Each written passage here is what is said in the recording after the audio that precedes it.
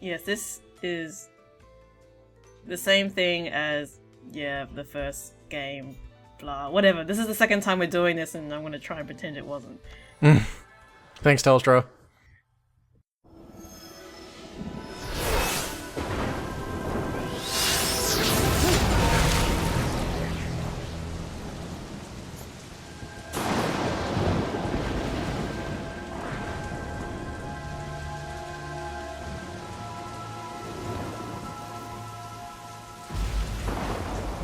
I know where this is.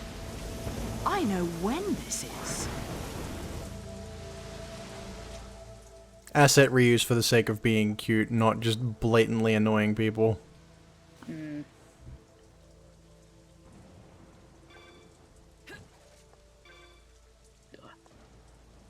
So we are back 500 years ago, you know, whenever the hell that is, mainly meaning the witch hunts when everything went to shit.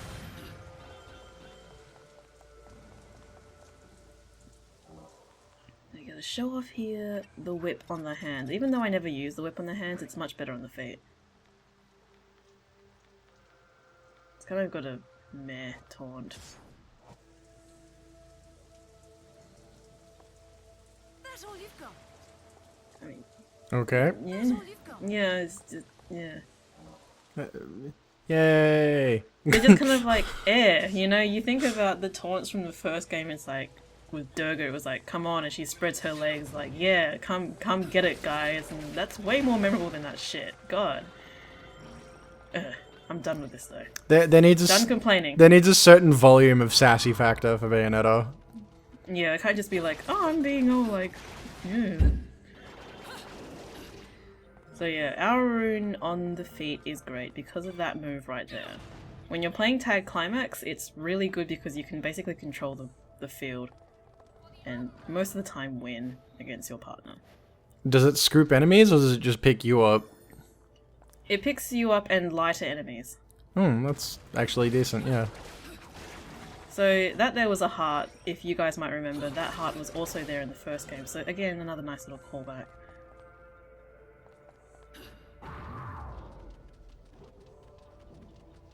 Also, I haven't mentioned the music yet. The music is a remix of what this area was in the first game, which is why I think it's nice. And which is why I think the previous chapter was a terrible, lazy shit thing. So yeah, we're gonna fight these dudes again. And with our new weapons, they just completely demolish these guys, so yeah. Jesus! Yeah. The whip circles just get bigger and bigger when they get So yeah, that climax. whip, circle, whatever the hell you want to call it, can pick up the lighter enemies like affinities and the smaller centaurs. I forget what the hell their names are. But anything bigger like the applauds. Applauds? Yeah, you can't do it. But you can still put them in a crap ton of hit stun with it, it looks like. Oh yeah. I mean, it doesn't need to do a lot of damage, but if it hits a lot, and it hits big, in terms of range... no, it does a pretty decent amount of damage, especially when you do the slams. So you would be dumb not to use it.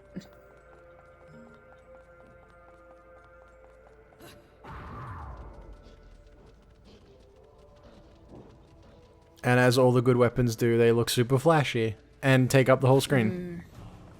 Yeah. I mean, the hammer didn't take up the whole screen, but that was just... That's a hammer. You gotta give some exceptions to the hammer. It's a big fuck off hammer, you can't get away from that. So over there is a crow, which was also in that location in the first game. Unfortunately there's no chest over there though. There needs to be a chest there.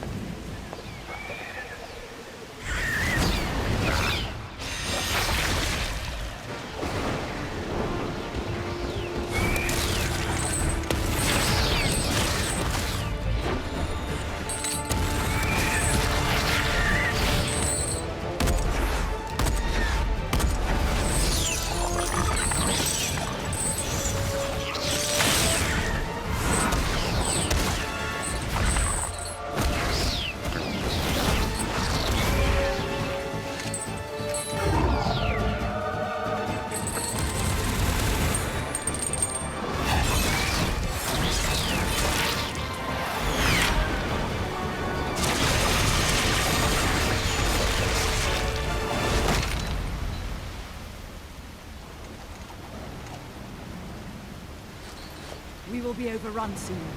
Gather at the clock tower. We must defend it with all our strength.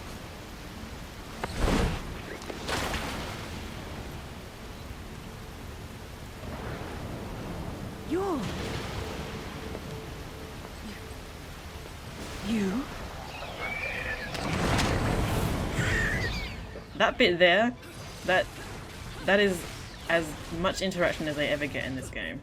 Right. I feel like it was a missed opportunity. But no, are you ready now for Bayonetta Rosa buddy cop drama? Buddy cop drama is usually pretty good, so yeah, I'm okay with it. I'm going to talk about Rosa's design because she's pretty great, apart from the way that cloth on her face sort of molds around her lips. It kind of disturbs me. It kind of has like some Mortal Kombat Scorpion Sub-Zero face mask vibes going on. I'm not 100% comfortable with it, but at the same time I don't mind too much. Face masks aren't the world's most flattering thing, let's be honest here. That's true.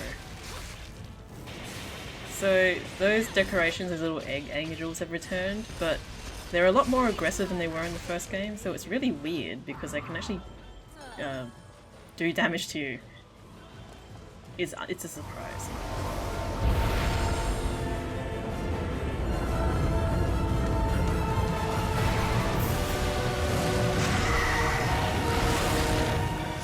In case you can't tell, there are a lot of original angels showing up in this chapter.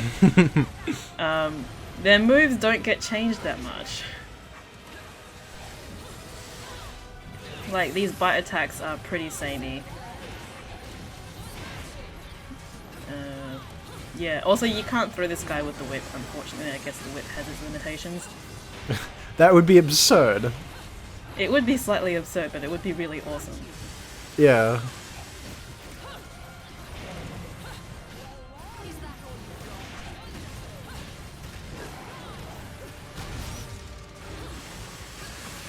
But yeah, nothing much to say about this guy. I mean, it's kind of boring. Yeah, I kind of miss the silly Bayonetta 1 boss design. I mean, okay, the Godzilla fight with an upside down face. Upside down face. I mean, we did see basically Angel Godzilla climbing a tower at the start of this game, which was pretty ridiculous, but it's good to take a look back, you know? It's a shame that it took another 10 chapters to bring it back to that. Also, double torture attack? Huh. Be prepared for double torture attacks. I'm pretty sure Rosa makes up for the terribleness in this game because even though this game doesn't play great, it is fun. Well, I mean, they would have failed if they didn't do that bit. That's true. Platinum Games is known for making fun games. Like, Right? some of them may be incredibly janky or have really annoying gameplay features in them, but they try to be fun at the very least. Yes. But you know, what kind of game studio goes out to make games that aren't fun? I can start a list, but I don't want to bore anyone.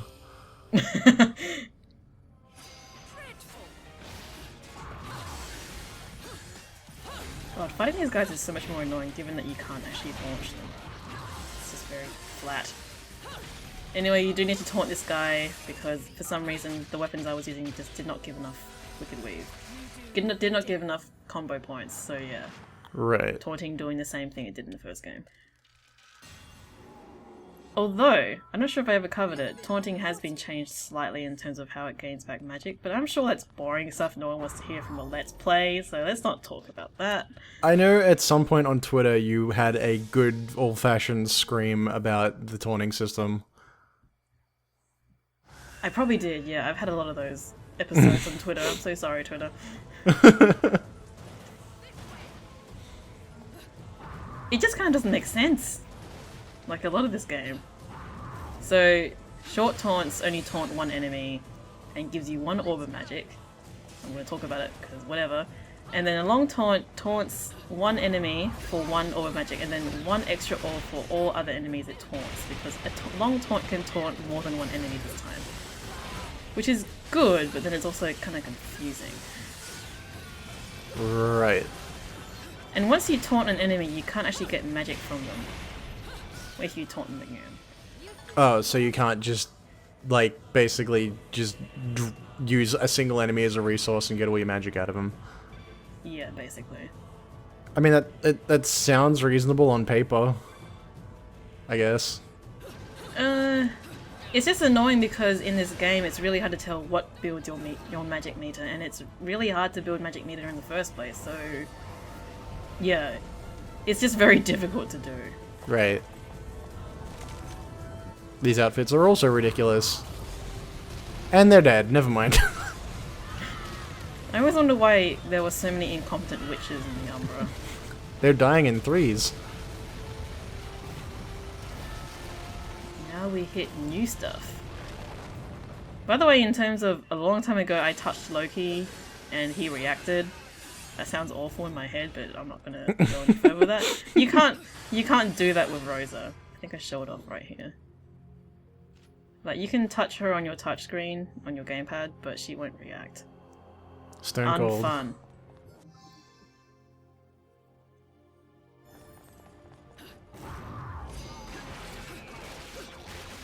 Everyone's back, it's a reunion.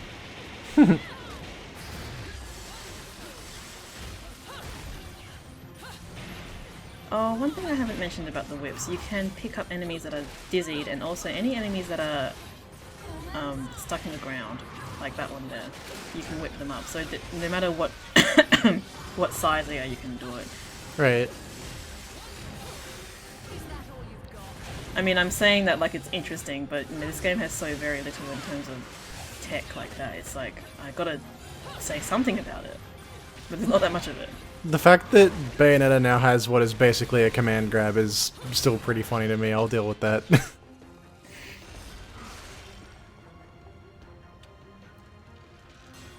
In case you can't tell, like, you can pretty much win this game by using the Bracelet of Time, which gives you witch time on command, and just whip. Also, touch these for halos. Is this... Oh, now we're getting some serious flashbacks. I was gonna say the punchy doors, that's one thing, but this is special. Yeah, it's a nice little callback to everything from the first game. And it doesn't feel like hammed in, I don't know. Yeah, I like it. The people who immediately started playing the second game would be so confused by that bit. Like, this game came with the first one. The game came with the first one, but well, most no, people depending would've on jumped. which area you were from, it didn't come with the game. Oh, okay. So in America, it came with the game. I think you could only buy it that way if you bought it, you know, physically. And in Europe and everywhere else, you could buy Bayonetta 2 by itself. Yeah, I got the combo pack. It'd be crazy not to. It's a good game. What? Just broke that. Yeah. But this is the only torture attack I use here, unfortunately. But whenever you use a torture attack in this game, Rosa comes along and helps you. It's pretty nice. I wasn't intending for that torture attack to be completely broken, but yeah, deal with it. Whoa, well, that was slowdown. That definitely looked like slowdown. Oh yeah. I really can't gauge how well these games perform on the Wii U. I heard the Bayonetta port on the Wii U works better than the PS3 port, which is not much of an accomplishment, but not as good as the 360 port. Yeah, I mean, if the Wii U is the only avenue to play Bayonetta, then yeah, it's definitely good. But there's way more instances of slowdown in... Oh yeah, you're gonna see shitloads of slowdown in this bit here. Watch this. Oh dear. It's bullet time, don't worry about it. Oh god. What am I talking about? The port. Yeah, the port is pretty good. It's definitely the definitive version because it's got all those unlockable costumes. Mm. And you can start off a fresh game with them, which means the game is pretty broken because one of the outfits is the Link outfit, and that gives you access to the Moon of Mahakala without having to equip it. So you can actually have the 3 different accessories equipped at the same time. I haven't played around with it too much, but I really want to do Moon of Mahakala plus Hang on, Gaze wait. of Despair plus Sergei's Lover. But yeah. Why did that have a slide touchy thing? Oh, that's how you dodge using the gamepad. Oh. I have not seen that before. I wasn't... Alright, I already said this way earlier that I played with the controller and not actually the gamepad. Oh yeah. It's okay. I mean, you can just tap crazily on that screen and be done with it. It's kind of boring. So there is a crow that doesn't actually respawn if you go away from it. So what you have to do is you have to quit out to the main menu and reload from that checkpoint. Wait, Kind of annoying. really? Yes.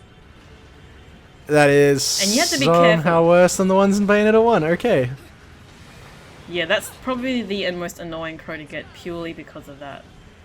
Yeah, annoyingness. Because it's a complete missable. And it's really bad.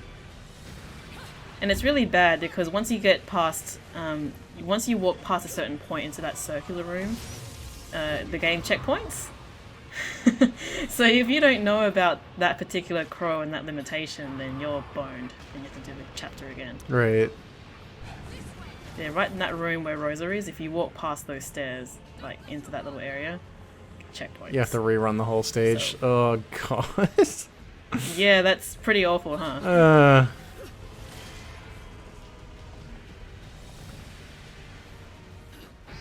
But that I'm really starting to is the only bitch see... of a crow to get. I'm starting to see the problem with the checkpoints now. Yeah. I mean, once again, if you know where they are and you can abuse them, it's definitely abusable in this game. But yeah, that one in particular is not great.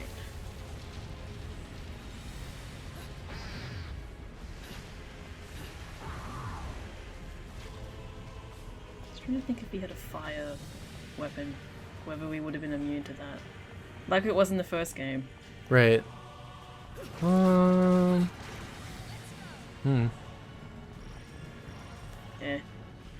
It kind of bums me that there's no sort of like extra gameplay element to these weapons. Like for example in the first game you could use Odette to skate over lava and stuff. Yeah. And with the fire dagger you could walk on fire, and with the electric dagger you could like be immune to electric Grace and Glory's like electric attack. And there's none of that in this game. That was abrupt but really cool. Oh yeah, that was a really quick fight. I mean, it had no health, but... Although, I guess you were saying before the whip actually does a surprising amount of damage, so maybe it's just the whip is ridiculous. What happened there? What? I thought you were running up the baby thing's face to kill it, and all of a sudden you're just in a different room. So we used witch time because the baby face fell into the lava, and before the lava could envelope it, we were like, oh shit, we gotta run, so... Yeah? That was absurdly abrupt. Like...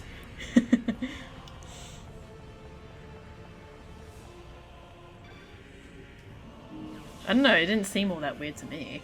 I don't know, maybe I blinked or something. Being a demon lets me Blink and you'll miss it. You're thinking, shut up and take my halos. Oh. So Okay. this unlocks, I believe, after you finish the depths. But the unlock condition for that, well, being able to buy it, you have to get basically one less than 10 million halos. And that is a shitload of halos! How many playthroughs is that in Halos? Well, you can do it in playthroughs, or you can play Tag Climax, which is a much more fun way to grind for halos. Because that's basically all Tag Climax is. So in other words, you've already done it. Not yet, at this current moment. As in, well, I have like 3 different save files, or 3 different accounts for freaking Bayonetta.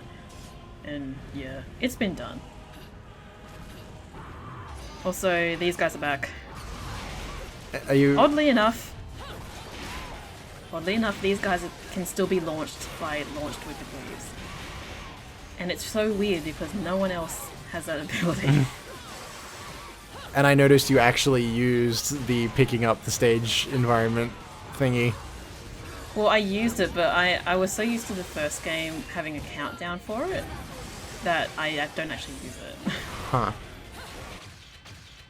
because in the first game there would be a countdown to use it, and you wouldn't be able to use Wicked Weaves. And whereas in this game, for some reason, Madama Butterfly has extended herself to be able to pick up a thing for you and also use regular Wicked Weaves. Right. Who the hell knows? So unfortunately, I did not use it, but I don't think it would have done much damage anyway. Anyway, don't follow that falling statue. Jump over here because there's this over here. This game has a lot of sort of dick moves.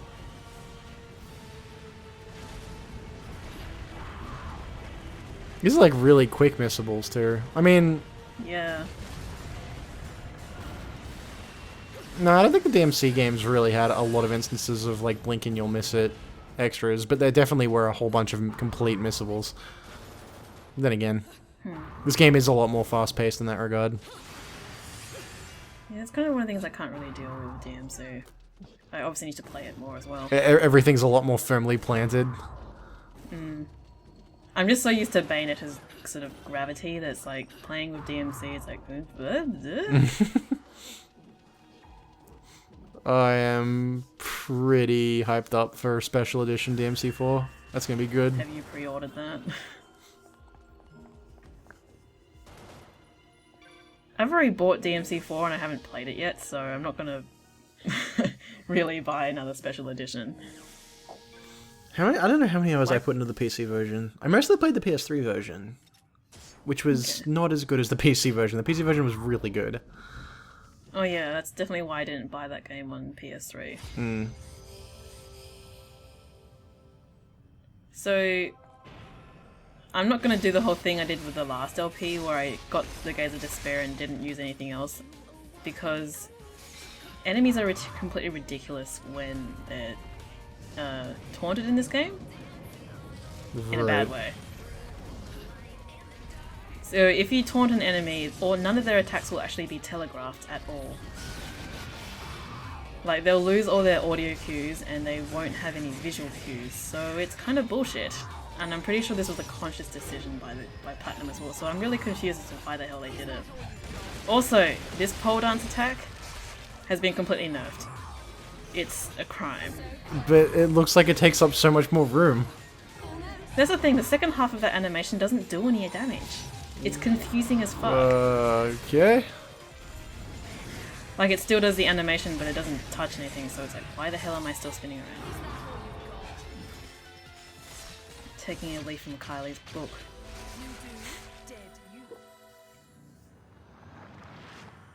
What was I gonna say? Taunting. No, I mentioned what taunting. There was something else I wanted to mention. Oh yeah, I put on Gaze of Despair because surprisingly the Platinum combo rank for that verse is really hard to reach without using it. Like, normally in those sort of Alphines it doesn't matter whether your combo breaks, but for some reason this one does, so you have to use it to reach it easily. Well, I mean, considering the length of the attacks and how much the game would punish you for missing it, yeah. A combo score at all seems kind of unreasonably high.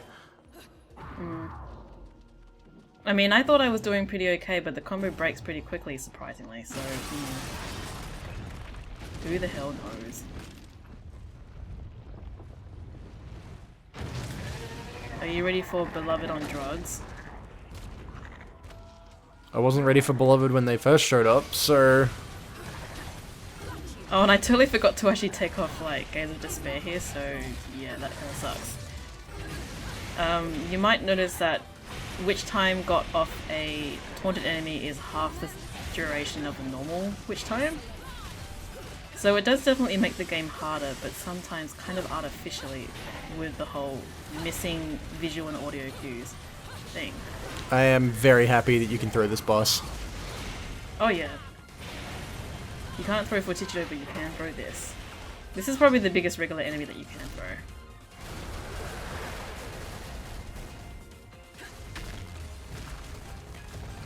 You know what's really terrible about that torture attack is that it looks like it should do more damage than it actually does. I mean, it did like, what, 20% it looked like? Oh, nothing. It did a teeny tiny amount of damage. Oh. I wasn't following the health bar the whole time.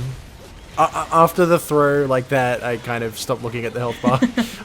Oh yeah, the throw is pretty awesome, which is why the whip is fucking fantastic. It just looks so ridiculous.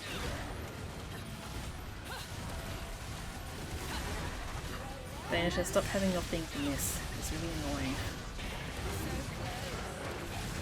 This fight's kind of nuts. I think it's particularly nuts because of said taunting. But yeah, watch how very little it does. Then just gotta finish off. Oh the wow, shoot. it's not even Yeah. dead. Okay.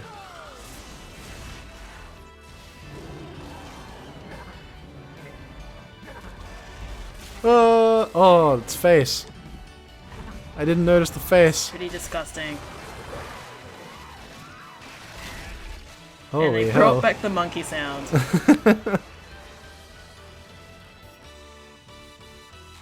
So yeah, that whole chapter is pretty sweet. It is a refreshing reminder of what the first game was like, I guess.